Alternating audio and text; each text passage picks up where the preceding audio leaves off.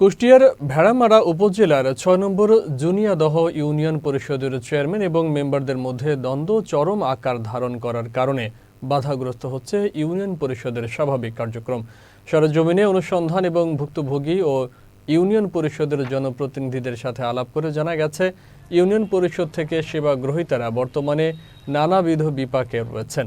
সম্প্রতি ইউনিয়ন পরিষদের বিদ্যুৎ বিল বকেয়া পড়ায় বিদ্যুৎ সংযোগ বিচ্ছিন্ন করেছে কুষ্টিয়ার পল্লী বিদ্যুৎ সমিতি। বিদ্যুৎ সংযোগ না থাকায় বর্তমানে ইন্টারনেট ও কম্পিউটার সেবা কার্যক্রম ব্যাহত হচ্ছে। এদিকে মেম্বাররা বর্তমান চেয়ারম্যান মোহাম্মদ হাসানুজ্জামানের বিরুদ্ধে এনেছেন অনাস্থা। ঊর্ধ্বতন কর্তৃপক্ষ বরাবর তারা দিয়েছেন বিভিন্ন ধরনের অনিয়মের অভিযোগ। এ সকল অভিযোগের ভিত্তিতে খুলনা বিভাগীয় কমিশনারের নির্দেশে চেয়ারম্যান হাসানুজ্জামানের বিরুদ্ধে তদন্ত কার্যক্রম পরিচালিত হচ্ছে। ডিসেম্বর মাসে সর্বশেষ টাইম পাইছে, এটা হলো আপনার মে মাস। আজকে কয়েক বস্তা চাল দেবে,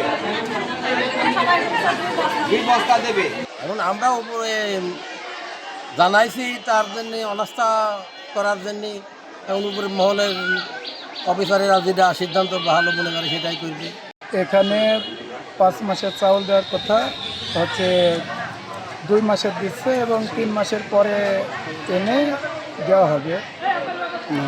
আর যেটা আপনি বললেন যে আমাদের চেয়ারম্যান মিটিংয়ে ডাকলে আমরা আসছি, রেজিস্ট্রেশনে সই করছি না কেন, এই বিষয়ে আপনাদের আমরা জানেন, আমরা ইউনো মহোদয়ের কাছে এবং ডিজি স্যারের কাছ এবং বিভাগীয় কার্যালয়ে আমরা চেয়ারম্যানের প্রতি অনাস্থা জ্ঞাপন করেছি।